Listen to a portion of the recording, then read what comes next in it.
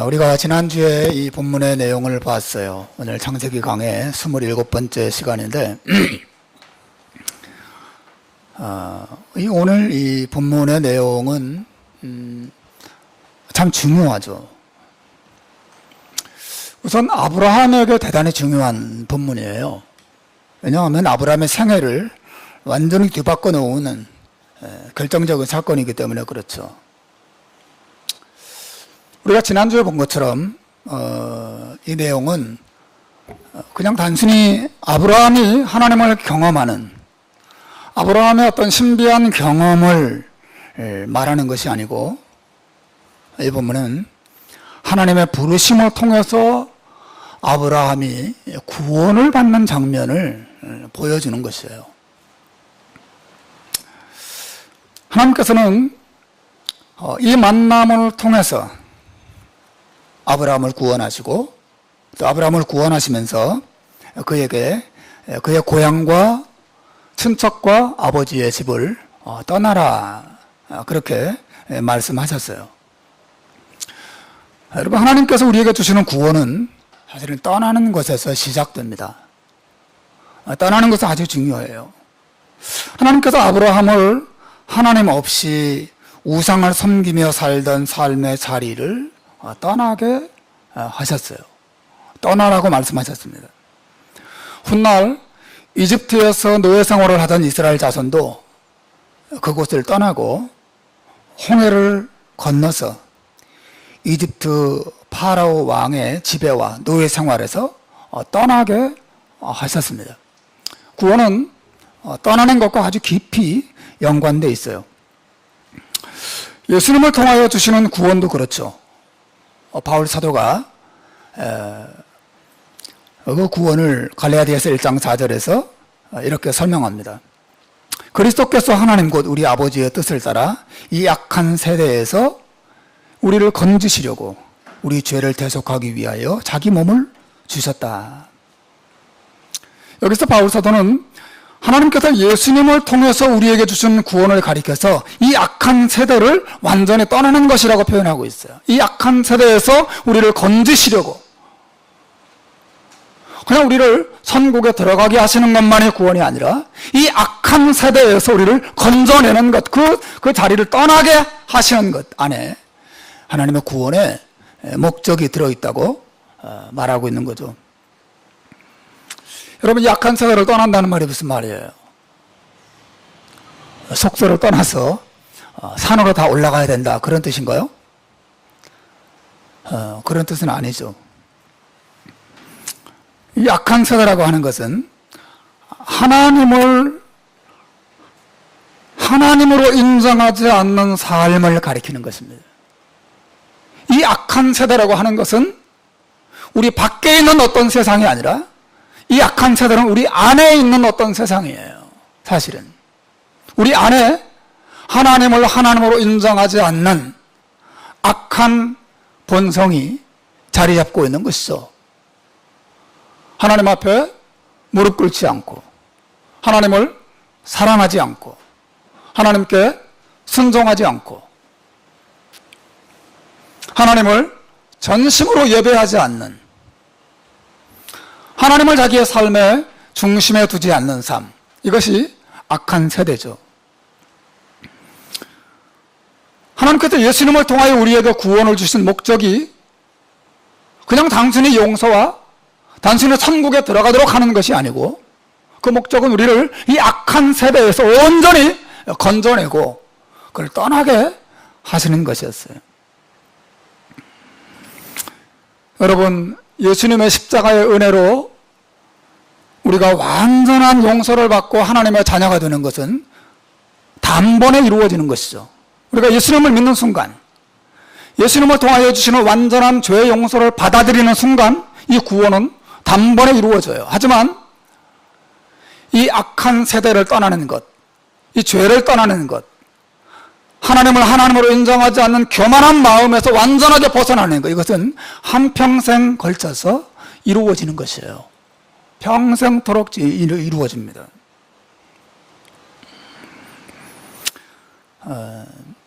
저도 그렇지만 여러분 가운데도 종종 욱하는, 예?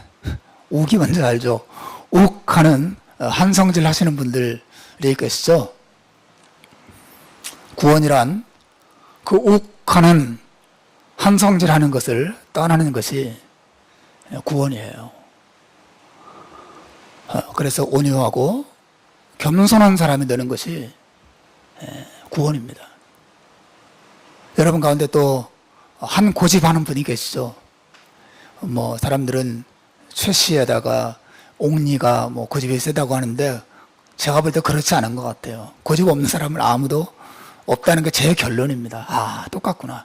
애나 어른이나 남자나 여자나 홍씨나 박씨나 김씨나 이씨나 상관없이 다 욱하는 것이 있고 다 한 고집 하는 사람들이죠. 그래도 자기 뜻이 이루어지지 않으면 부들부들 떨고 하는 것이 우리의 본성인데, 사랑하는 여러분, 구원이라 무엇입니까? 자기를 내세우는 그런 고집을 떠나는 것, 하나님께 나를 쳐서 복종시키는 것이 그게 구원이죠. 구원은 그저 용서만 받고 천국 가는 것이 전부가 아닙니다. 우리가 죄를 떠나고 나의 약한 습관을 떠나고 하나님 보시기에 부끄럽고 죄송스러운 것들을 계속해서 버리고 떠나는 삶에 진정한 구원이 있습니다. 하나님께서 아브라함을 그의 고향과 친척과 아버지의 집을 떠나라고 했을 때 그것은 단순히 고향을 옮기라, 이사가라 그 말이 아니고, 사실은 이것은 죄를 떠나고 옛 삶을 청산하고 하나님 없는 삶에서 벗어날 것을 주님께서 말씀하신 것이거든요. 그런데 여러분, 아브라함의 구원이 그러한 고향과 옛 죄악의 삶을 떠나는 것이 전부가 아니었어요. 아브라함 삶은 무엇으로부터 떠나는 삶이기도 했지만 동시에 무엇을 향하여 나아가는 삶이기도 했습니다. 그는 하나님의 약속하신 축복을 향하여 나아가는 삶을 말해요. 구원은 크게 두 가지 국면에 있는 것이죠. 하나는 무엇으로부터 떠나는 삶의 측면에 있는가 하면, 또 하나는 적극적으로 무엇을 향하여 나아가는 삶의 모습이 있는 것이에요. 우리가 나아가는 믿음을 가지고 구원받은 사람들이 나아가는 그 방향은 하나님께서 약속하신 축복을 바라보고 나아가는 것입니다. 우리는 오늘 하나님 본문에서 하나님께서 아브라함에게 무엇을 약속하셨는가, 어떤 축복을 약속하셨는가 하는 내용을 발견합니다. 2절과 3절에 그 내용이 나오죠. 우리 한번 읽어볼까요? 12장 2절과 3절입니다. 우리 같이 읽읍시다. 시작. 내가 너로 큰 민족을 이루고 내게 복을 주어 내 이름을 상대하게 하리니 너는 복이 될지라. 너를 축복하는 자에게는 내가 복을 내리고 너를 저주하는 자에게는 내가 저주하리니 땅의 모든 족속이 너로 말미암아 복을 얻을 것이라 하신지라. 예. 여러분, 하나님께서 아브라함에게 향하여 혹은 바라보고 따라가도록 약속하신 축복의 내용은 크게 두 가지로 나와요. 하나는 아브라함 개인을 향한 축복이고, 두 번째는 아브라함을 통해서 다른 사람들을 축복하시겠다는 약속으로 이루어져 있어요.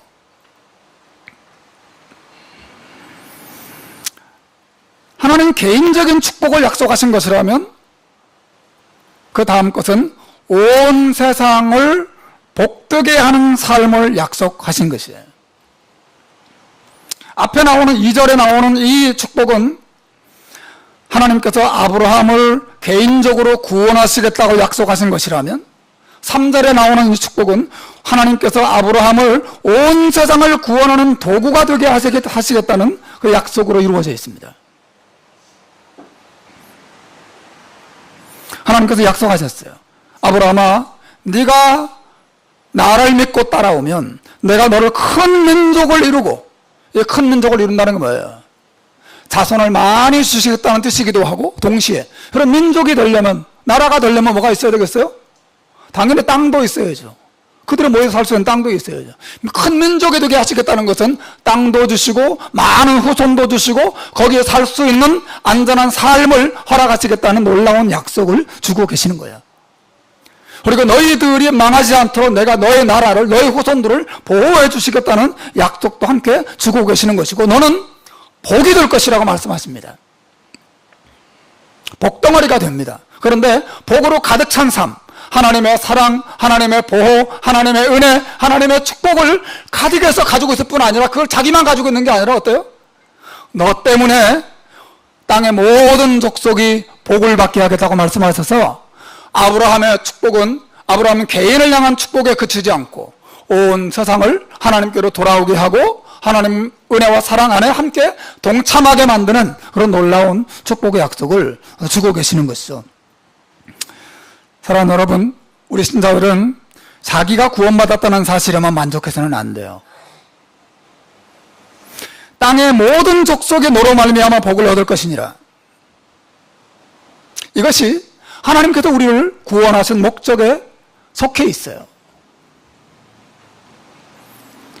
너무나 많은 신자들이 자기중심적이고 이기적이에요. 자기가 평안하고 자기가 행복하고 자기가 잘되고 그러면 그만입니다. 나를 통해서 하나님의 뜻이 사람들에게 드러나고 또 나를 통해서 사람들이 구원받고 나를 통해서 하나님의 영광이 나타나도록 하는 일에는 크게 관심이 없거나 약하거나, 사실은 여러분 말하자면 아브라함은 선교사로 하나님 부르신 거예요.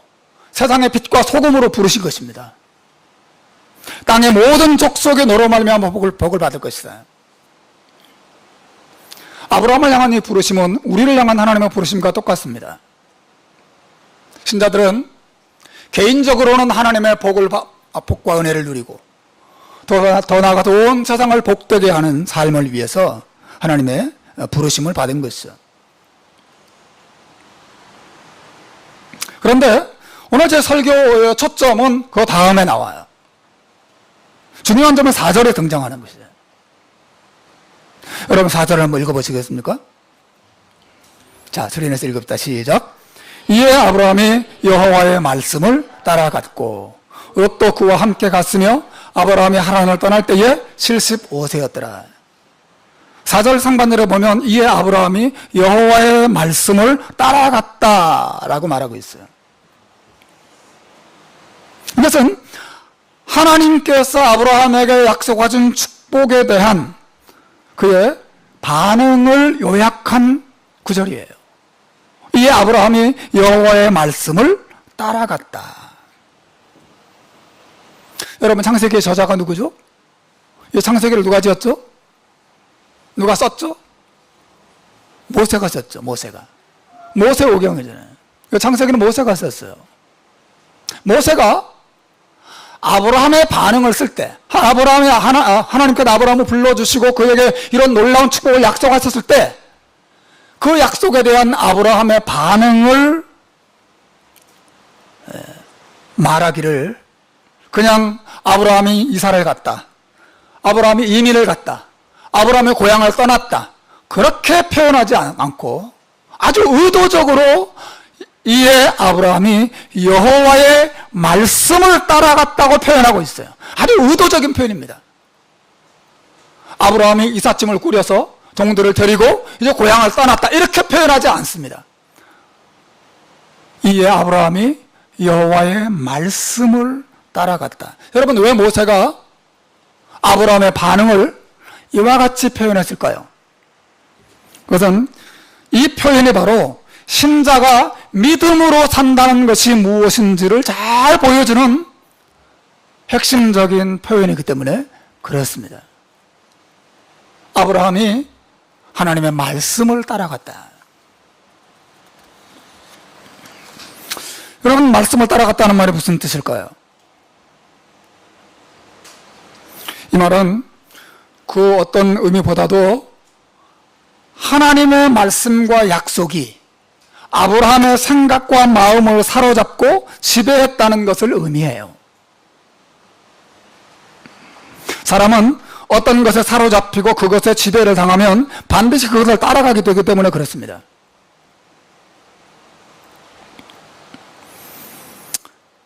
어떤 사람의 생각과 마음이 골프에 사로잡히고 골프의 지배를 받으면 어때요? 그 골프를 따라가게 되어 있죠. 온종일 골프 생각을 하고 TV를 봐도 골프 채널 고정시켜서 골프를 보고 또 옷을 사도 골프 옷을 사서 입고 그의 생각과 마음이 온통 이 골프의 지배를 받고 있기 때문에 골프가 그의 삶을 끌어가고 또 그는 골프를 따라가는 삶을 살게 되는 것이죠. 지금이야 제가 뭐 많이 하진 않지만 저도 학창시절에는 탁구를 굉장히 좋아해서 탁구를 열심히 쳤습니다. 우리 아버님 어깨 너머로 또 바둑을 제가 좀 배워서 아주 뭐 아무것도 아니지 뭐 우리 민선생님에 비하면 뭐 나는 바둑도 아니지만 거의 뭐 동네 강아지들 장난치는 수준이긴 하지만 그래도 그때는 아버님 어깨 너머로 바둑을 보면 배웠어요.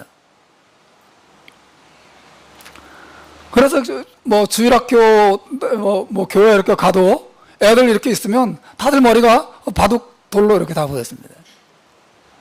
정말 그랬어요. 아, 저기 이렇게 호구가 났구나. 저기 내가 아다리, 저 친구 이쪽으로 앉으면 아다리가 될 텐데. 그래도 그런 생각이 내 머리를 지배하곤 했어요. 그리고 온통 머릿속에 바둑 생각밖에 없었습니다. 그리고 방학 되면 친구들과 같이 모여가지고 바둑을 두면 하루 온종일 바둑을 뒀어요. 그때는 뭐 프로들은 반집승, 뭐 한집 반승 이렇게 하지만 동네 바둑 그런 게 어디 있습니까? 만방으로 그냥 이기고 막 만방으로 지고 막 50집, 뭐 100집승 이렇게 나오는 바둑이죠. 뭐 동네 바둑 애들. 그래도 그게 재밌어가지고 온종일 바둑을 두고 바둑책 사다 뭐 우리 아버님이 사다 놓은 책 막 들쩍거려서 보고 그랬어요. 여러분, 우리의 생각과 마음이 무엇이든지 우리를 지배하면 우리는 그것을 따라가게 되어 있습니다.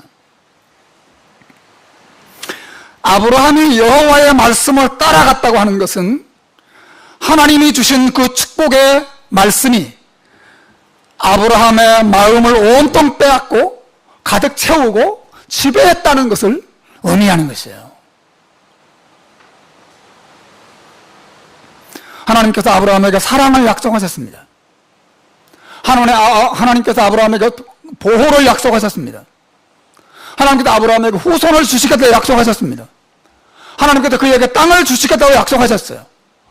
더 나아가서 그에게 온 세상의 구원과 축복의 꿈을 허락하여 주셨습니다. 여러분, 굉장한 것이죠. 내가 이 하나님을 따라가면 내가 하나님의 복을 받을 바는 나 때문에 온 세상에 새롭게 되겠구나. 이것이 아브라함의 가슴을 불타게 만들었습니다. 그는 이 말씀에 사로잡혔어요. 하나님이 약속하신 것에 사로잡힌 것입니다. 그냥 말씀을 따라갔다고 하는 것은 그냥 말씀을 기억하고 그냥 이사 갔다 그 정도가 아닌 것이에요. 말씀의 지배, 이 말씀에 사로잡혀서 이 꿈과 이 비전에 사로잡혀서 순종하면서 말씀을 따라갔다는 것을 의미하는 것이죠. 여러분, 아브라함은 그저 이사를 간 게 아니에요. 아브라함의 삶은 한평생 이 말씀과 말씀의 약속을 바라보고 그 말씀의 약속을 따라서 가는 삶이었어요. 신자란 정확히 이와 같아요. 신자란 하나님의 약속에 감동된 사람입니다. 어떤 사람은 이런 말씀에 감동되고 어떤 사람은 저런 말씀에 감동되기도 해요. 말씀의 종류는 약간씩 다를지 모르지만 분명히 신자는 하나님께서 주신 말씀이 그 마음을 감동했기 때문에 그 말씀을 붙잡고 혹은 그 말씀에 붙잡혀서 그 말씀을 따라가는 사람들이 되는 것입니다. 그 사람이 신자예요.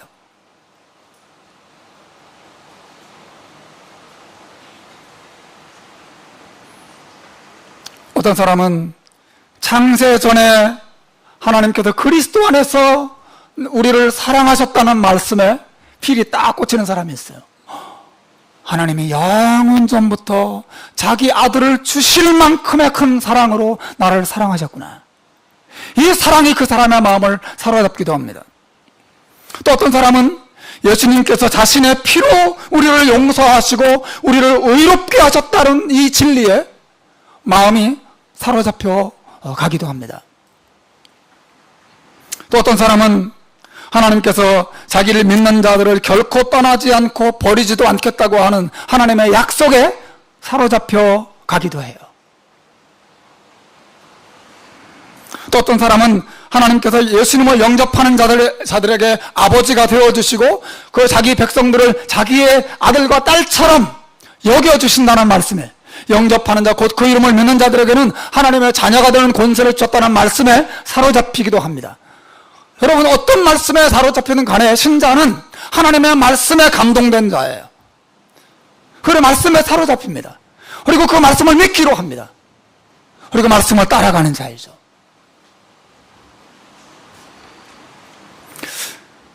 여러분은 무엇에 사로잡혀서 가세요?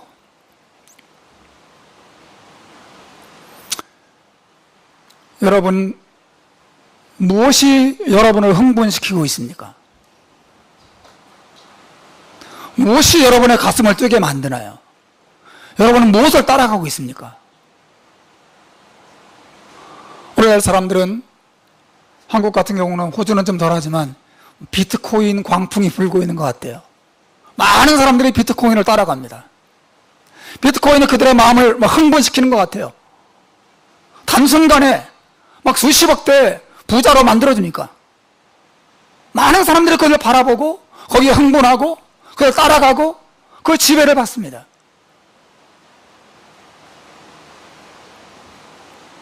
거기에 욕망을 느껴요. 거기에 감동합니다.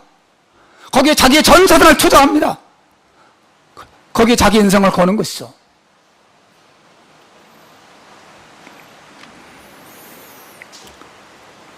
만약 여러분을 흥분시키는 것이 그러한 세상에 속한 것들 뿐이라면, 여러분을 흥분시키고 여러분을 감동시켜서 여러분을 하여금 따라가게 만드는 것이 이 땅과 세상에 속한 것이 전부라면 여러분은 그리스도인이 아니에요. 그리스도인은 하나님의 말씀에 감동되고 하나님의 말씀을 따라가는 사람이라고 오늘 성경은 이야기하고 있어요. 누구든지 마찬가지입니다. 구약의 성도든 신약의 성도든 다 마찬가지예요. 신자는 하나님의 말씀에 사로잡힌 자예요. 하나님 나에게 이렇게 말씀하셨다는 것입니다. 하나님 나에게 사랑을 약속하셨다는 것입니다. 하나님 나에게 나를 구원을 약속하셨다는 것입니다. 하나님 나와 함께 하시겠다고 약속하셨다는 거죠. 늘 그 말씀을 생각할 때 가슴이 뛰고 흥분하고 감동되고,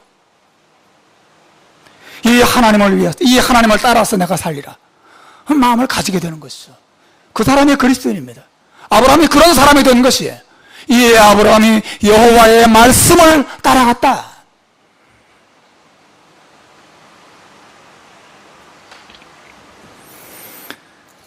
여러분, 하나님 말씀을 따라가는 사람들은 어떤 특징을 나타냅니까?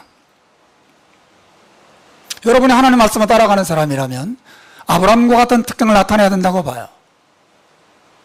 우리가 하나님 말씀을 따라가는 신자가 분명하다면 우리는 어떻게 살아야 하고 어떤 특징을 드러내야 됩니까? 우선 하나님 말씀을 따라가는 사람은 자신이나 다른 사람의 생각과 판단을 따라가지 않아요.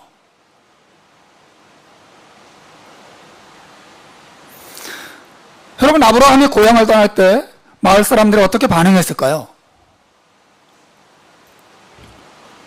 적극적으로 찬성했을까요? 아, 좋겠다. 이민 가서 좋겠다. 나도 따라갔으면 좋겠다. 그렇게 반응했을까요? 반대했을 겁니다. 적극적으로 반대하고 적극적으로 말리고 뒤에서 손가락질하고 욕했을 거예요. 왜? 그가 그렇게 떠나는 것은 미련해 보였거든요. 분명히 아브라함이 떠날 때 동네 사람들과 만나서 대화를 나누지 않았을까요? 왜 물어봤을 겁니다. 어떤 사람이. 아니, 당신은 왜 이 좋은 터전을 두고 떠난단 말입니까? 왜 떠나십니까? 아, 나에게 여호와라고 하는, 야훼라고 하는 신이 나타나서 나를 고향을 떠나라고 했답니다. 그래요? 야훼라는 신은 내가 잘 모르는 시인인데 그 시인이 당신에게 나타났어요? 근데 당신 어디로 가라고 말하던가요? 글쎄요, 어디로 가란 말은 안 하고 그냥 떠나라고 말하던데요? 그때부터 사람들이 웅성웅성거리고 비웃기 시작했겠죠.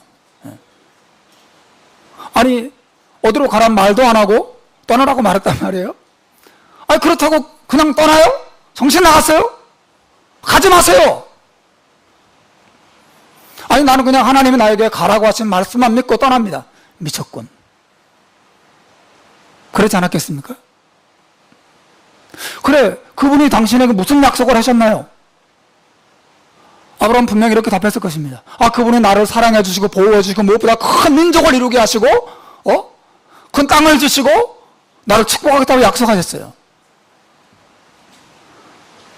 그런데 여러분 알다시피 아브라함에게는 자식이 한 사람도 없었습니다. 그 부인은 불임이었어요. 60이 넘고 70이 되도록 아브라함은 자식이 없었어요. 아니, 근데 그 신이 당신에게 나타나서 큰 민족을 만들어준다는 거예요? 미쳤군. 미쳤어요. 아브라함의 고향을 떠나려고 할 때 모든 사람이 다 반대했을 것입니다. 정신 나갔어요? 당신 이 땅과 이 재산과 이 모든 안정된 삶을 버려두고 그 나이에 어디로 간다는 것입니까? 방향도 못 잡고 헤매고 있으면서 어디로 따라간다는 거예요? 아니에요. 나는 하나님이 나에게 말씀하셨고 그 말씀을 약속을 믿고 그냥 따라갑니다. 정신 나갔군요.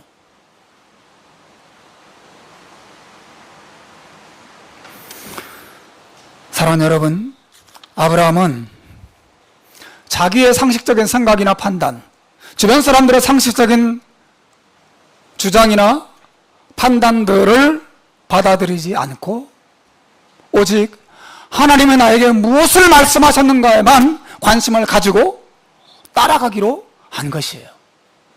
이게 하나님 말씀을 따라가는 사람들의 특징이에요. 이 시대 너무나 많은 신자들이 감정적이에요. 감정적이라는 말은 사람들이 자기 내면의 목소리에 지나치게 많이 귀를 기울인다는 것입니다. 사람들에게 중요한 건 지금 내가 무엇을 원하느냐예요. 하나님 나에게 뭐라고 말씀하셨느냐? 하나님 나에게 무엇을 약속하셨느냐? 하나님 나에게 뭐라고 지시하시느냐? 이게 아니고 내가 지금 무엇을 원하느냐? 지금 나에게 뭐가 필요하냐? 이게 더 중요합니다. 몸은 교회에 와서 앉아있으면 사실은 그의 생각과 마음은 온통 자기의 지배를 받고 있어요. 자기의 생각을 따라갑니다. 아니면 주변 사람들의 생각과 주장을 따라가요. 말씀을 따라간다고 하는 것은, 말씀을 따라가는 신자가 된다고 하는 것은 나 자신이나 다른 사람의 생각이나 판단을 따라가지 않고 오직 하나님의 말씀에만 해도 귀를 기울이며 사는 것을 의미하는 것이에요.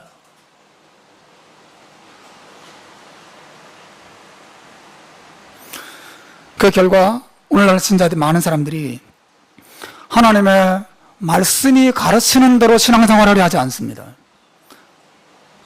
자기 마음대로 하려고 해요.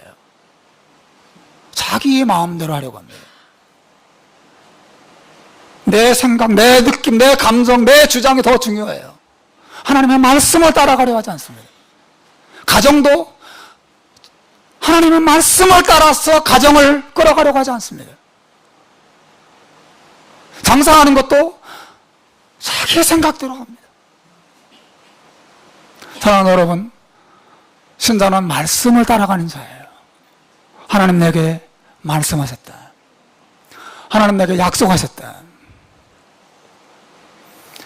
하나님 나에게 사랑을 약속하셨다. 돌보심을 약속하셨다. 그리고 죄의 용서와 하나님의 영원하신 은혜를 약속하셨다. 장차 자기 아들을 보내셔서 세상을 심판하시고 나에게 새 하늘과 새 땅을 약속하셨다. 이것들을 바라보지 않고 온통 자기 생각과 느낌을 따라가요. 그 결과 너무나 많은 신자들이 하나님의 약속한 축복을 놓쳐요. 사랑하는 여러분, 하나님의 역사를 경험하기 원하세요? 그렇다면 여러분의 경험이나 여러분의 감정보다 하나님의 말씀을 따라가시기를 주님의 이름으로 축원합니다. 말씀을 따라가십시오. 하나님 말씀을 따라가는 사람들의 또 하나의 중요한 특징이 있어요.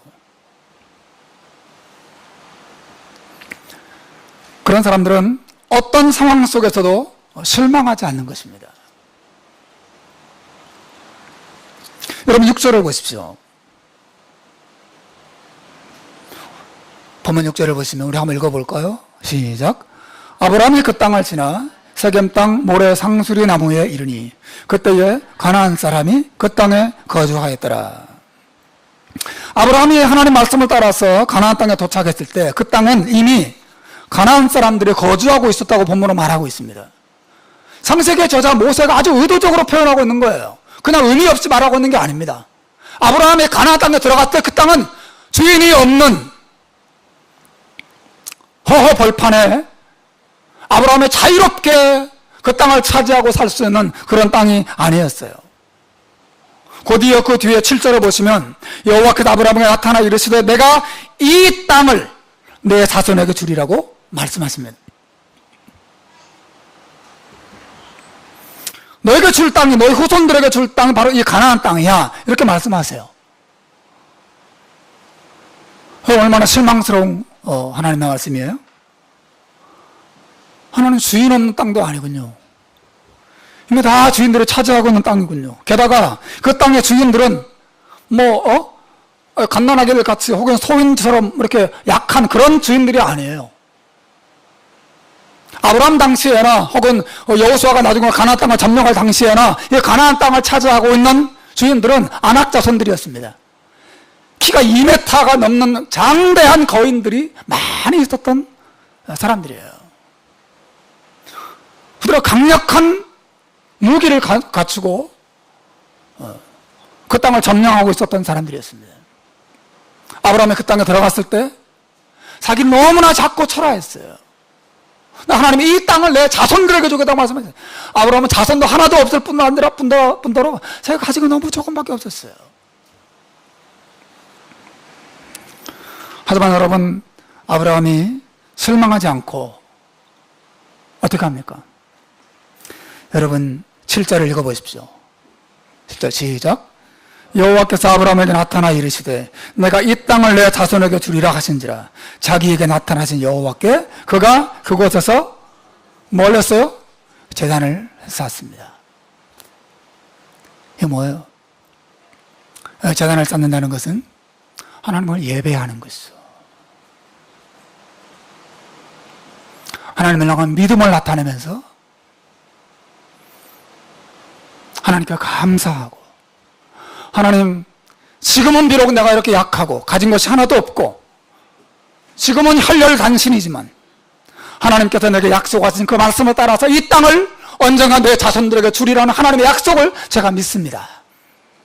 그 믿음으로 예배하고 믿음으로 감사하고 믿음으로 찬양하고 있어요. 이 아브라함의 모습이에요. 왜 그게 가능했습니까? 그는 자기 생각을 따라가지 않고 하나님 말씀을 따라가기 때문에 그렇죠. 그는 말씀을 따라가고 있습니다. 그는 말씀에 사로잡혔어요. 말씀을 신뢰했습니다. 말씀이 이루어질 것을 믿었습니다. 또 실망하지 않습니다.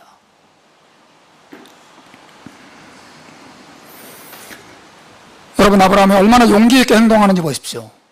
마지막 9절을 보시겠어요? 읽어보십시오. 시작. 점점 남방으로 옮겨갔더라. 여러분, 창세기 저자 모세가 아주 의도적이, 제가 자주 말하지만 무엇인가 중요한 말을 하고 있는 것입니다. 아브라함이 점점 남방으로 옮겨갔다. 이것은 아브라함이 떠난 고향과는 정반대 방향이에요. 아브라함의 고향 갈대아 우르는 저 북쪽에 있었습니다. 그러니까 아브라함이 점점 남쪽으로 더 가나안 깊숙한 내륙 쪽으로 들어가고 계속해서 들어갔다는 것을 말해주는 거예요. 여러분, 지도를 한번 보시죠. 지도 보이십니까? 이것이 아브라함의 고향입니다. 유프라데스 강을 따라서 하란까지 가고 하란에서 남쪽으로 계속 내려옵니다. 아브라함이 세겜을 지나서 베델과 아이 사이를 지나서 남쪽으로 헤브론은 예루살렘 근처거든요. 남쪽으로 계속 내려오고 있는 거예요. 가나안 땅 더 깊숙한 곳으로 들어가는 것입니다. 여러분, 이것이 무엇을 말해줍니까? 그는 이제 고향으로 돌아갈 마음을 접었다는 것입니다.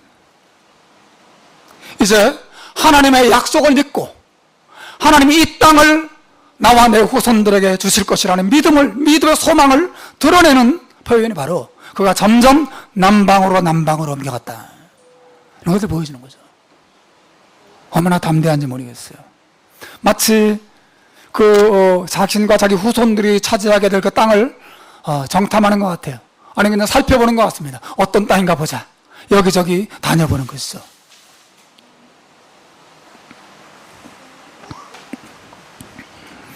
저 안에 사랑하는 여러분, 하나님의 말씀을 따라가는 신자들은 어떤 환경 속에서도 낙심하지 않습니다. 실망하지 않습니다. 어떤 자리에서도 하나님을 예배합니다. 하나님께 감사합니다. 하나님 약속을 제가 믿습니다. 제가 하나님을 신뢰합니다. 어떤 인생의 장애물을 만나더라도 거기서 주저앉지 않습니다. 하나님을 찬양합니다. 하나님을 기대합니다.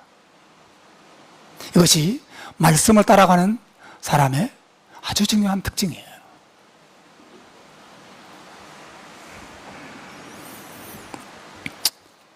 한국 사회 유행어들 가운데 하나가 요즘 욜로라고 하는 단어래요.